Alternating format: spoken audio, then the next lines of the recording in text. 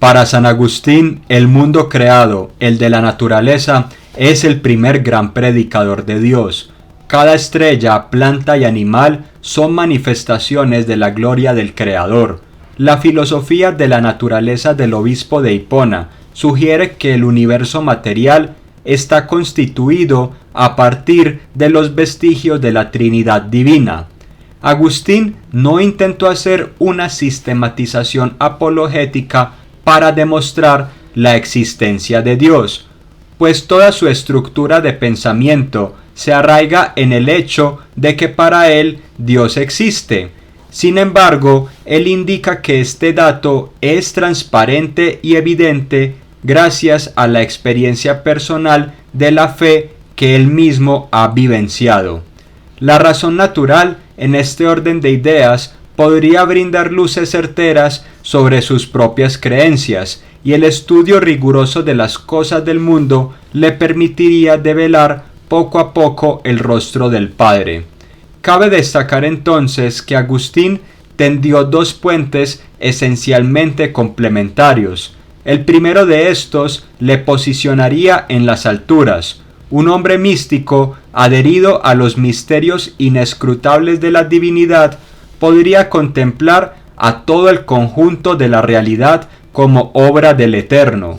El segundo puente va desde abajo hasta arriba. Las cosas del mundo, por más diminutas, pequeñas y desapercibidas que sean, gritan todas la majestad de su Hacedor. El obispo de Hipona dictamina que el universo es un inmenso taller de bondad, belleza y verdad, pues cada elemento que lo compone está finamente afinado.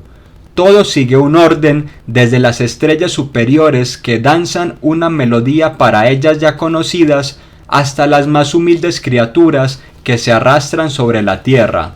El sol y la luna se hermanan para marcar el ritmo inquebrantable de los días y las noches.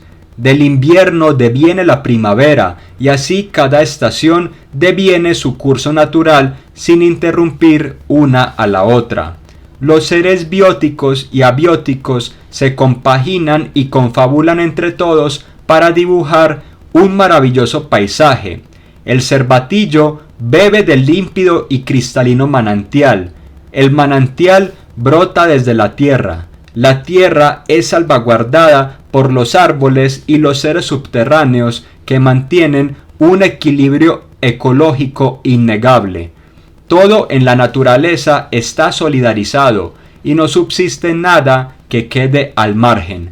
Para Agustín, esto es prueba clara de que sobre todas las cosas discurre el accionar de un creador inteligente que de forma bondadosa ha delimitado los cursos y desarrollos de los procesos que se evidencian en el universo de la naturaleza creada.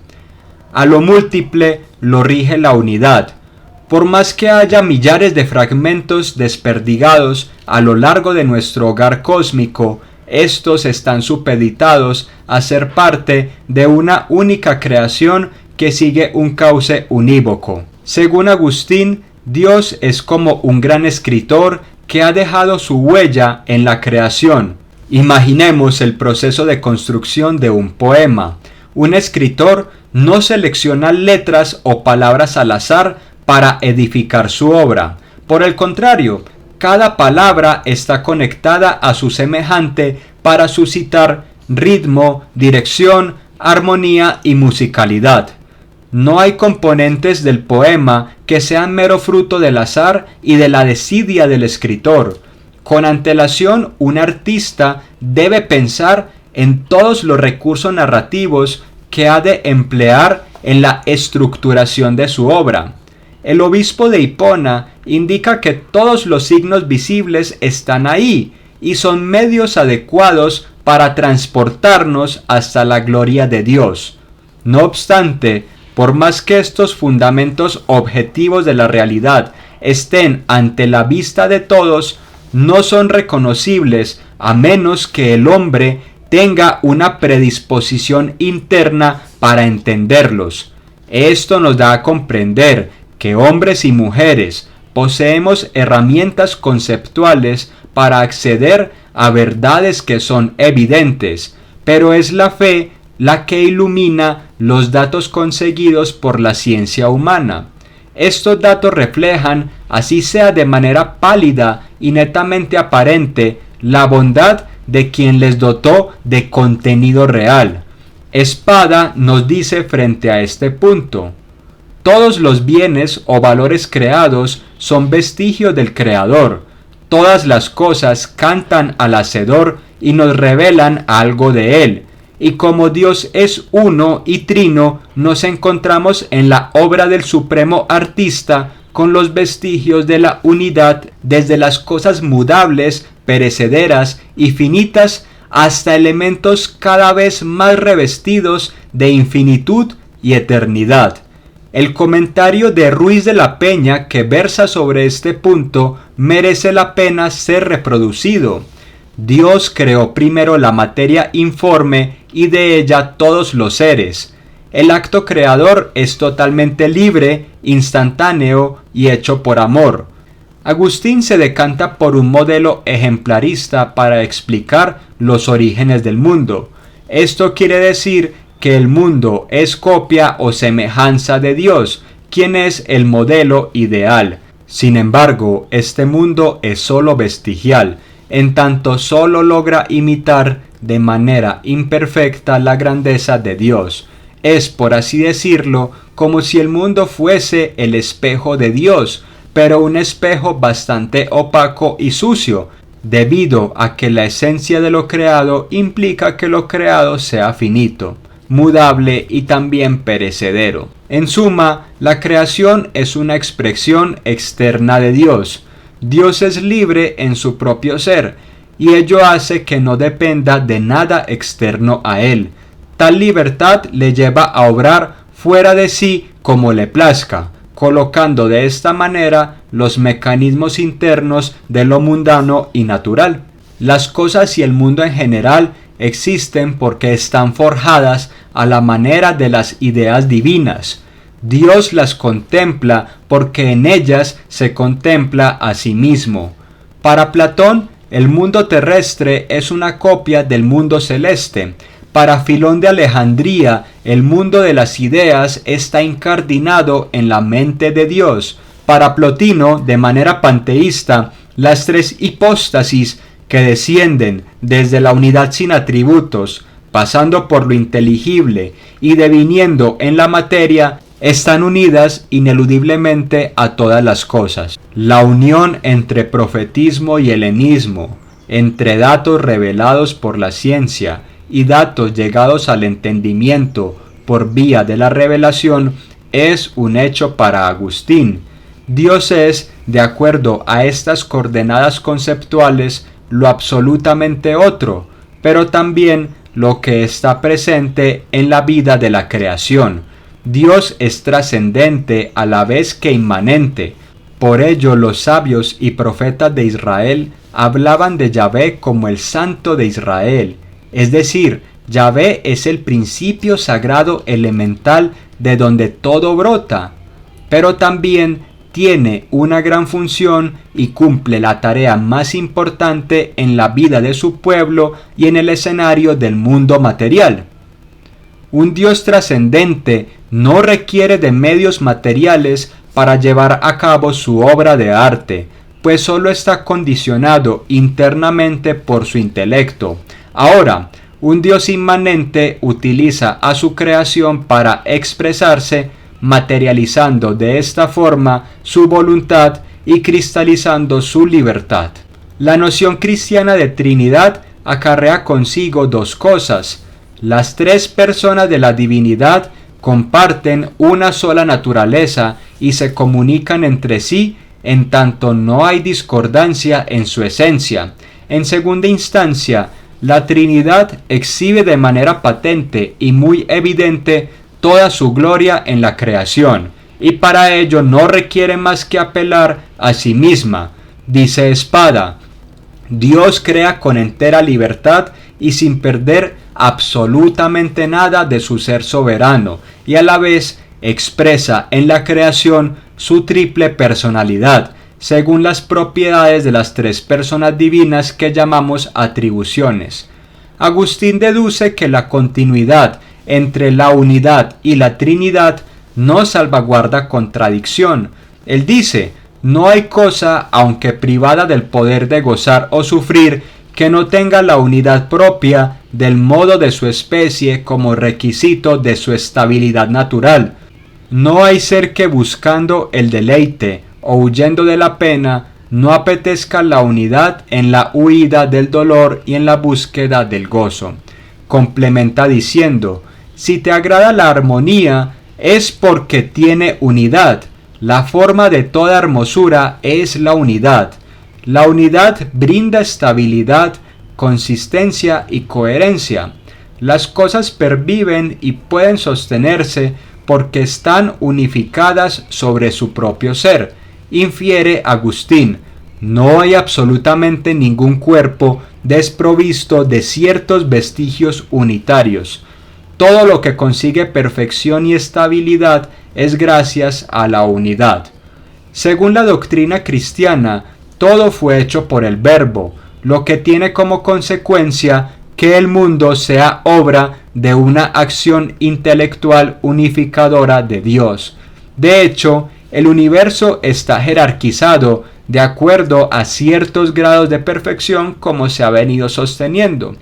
Las cosas más perfectas son las que pueden mantener su unidad y no están tan rigurosamente sujetas a la entropía, el caos y la destrucción.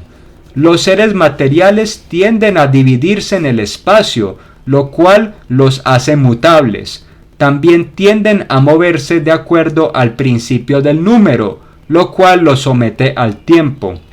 Ahora bien, a pesar de eso, la unidad es siempre la propensión natural de estos seres, por divisibles que sean. En grado superior están los organismos de la naturaleza, ya que ellos mantienen su propia unidad siguiendo una ley vital. Una planta mantiene su propia unidad dentro de los ciclos que le está permitido seguir. Agustín indica, en la misma línea de los platónicos, que Dios posee todos los atributos positivos del ser. Esta postura obliga a elucidar a Dios como un viviente, no como una suerte de inteligencia impersonal. En su verbo, Dios agrupa a todas las cosas y todas las contempla como una unidad, no como algo múltiple. Dios expresa todo de una vez en su verbo. Dice espada. En el verbo se contienen los principios formales de todas las cosas por ser forma original. En él está contenida la idea del mundo como pensamiento de Dios. Tal idea del mundo entra en la unidad y las cosas han de encuadrarse en esa idea del mundo y en cuanto se ordenan en ella son semejantes a la unidad. El Espíritu Santo sirve a su vez de lazo de unión en el seno de la Trinidad como amor entre el Padre y el Hijo, de lazo también de unidad dentro del cosmos, manteniendo la estabilidad y el orden, y finalmente de lazo entre Dios y el mundo. Así, el mundo no es sólo una unidad ideal en la mente de Dios, sino una realidad trascendente a Dios, que forma un cosmos, una unidad armónica obrada por el mundus intelligibilis, pensamiento divino del Hacedor y colocado en la existencia por su voluntad y amor gratuito.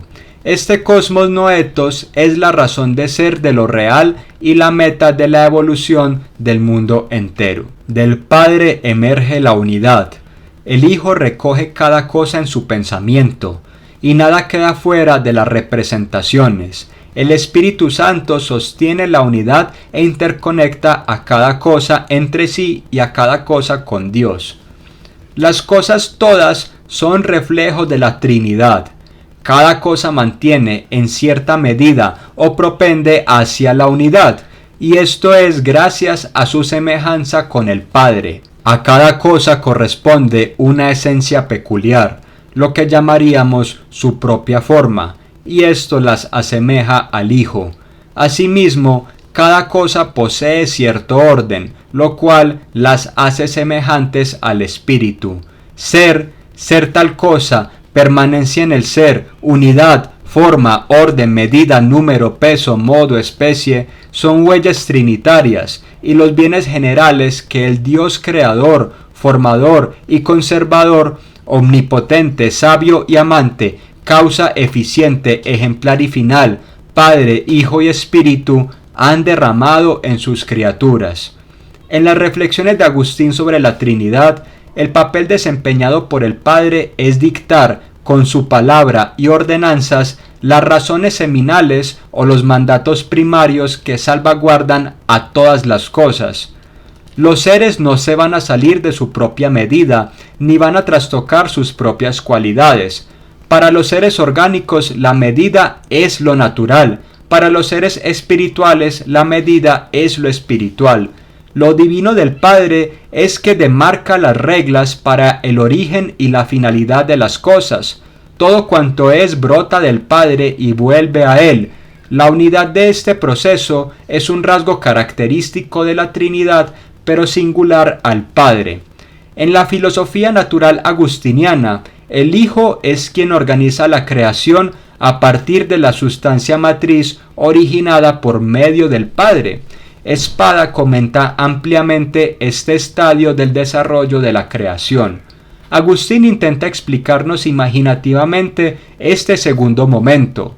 Dios llama a la materia informe y en esta materia se da una especie de respuesta o conversión a la llamada divina. Entonces Dios la ilumina dándole a cada cosa su propia forma o esencia. Esta acción es ejecutada por el Verbo, al modo de un sello estampado en la cera.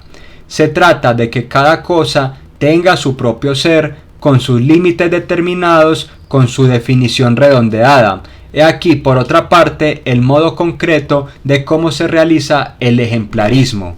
Las cosas son entonces materializaciones concretas de la inteligencia del Verbo de Dios. Esto quiere decir que son manifestaciones simbólicas de la mente divina.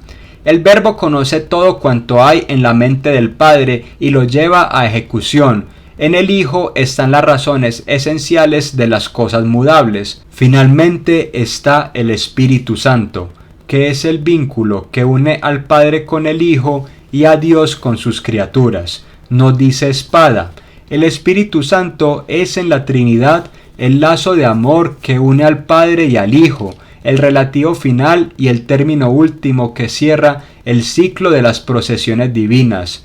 Él es también el lazo de unión entre Dios y las criaturas. El Padre crea por la palabra, da la orden. El Hijo es principio formal y ejemplar.